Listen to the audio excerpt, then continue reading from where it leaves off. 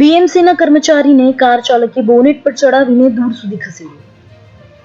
મહારાષ્ટ્રમાં કોરોનાના કેસ સતત વધી રહ્યા છે, ત્યારે મહારાષ્ટ્ર સરકાર અને બીએમસી લોકો પાસે કોરોનાના ગાઈડલાઈનનું ચોક્કસ પાલન કરાવી રહ્યું છે. ત્યારે મુંબઈના સાન્તાક્રુઝમાં બીએમસીના એક માર્શલને એક ડ્રાઈવરને કોરોનાનું ગાઈડલાઈનનું પાલન કરવાની સજા મળી હતી. સુરેશ નામના બીએમસીના માર્શલે માસ્ક ન પહેરતા એક ડ્રાઈવરે કાર ઊભી રાખવા કહ્યું હતું. આ પછી કાર સંચાલકે દંડ ના ભરીને ભાગવાનો પ્રયત્ન કર્યો હતો. આ દરમિયાન કાર ચાલકને માર્શલને બોનેટ પર ચડાવીને દૂર સુધી ઘસેડ્યો હતો.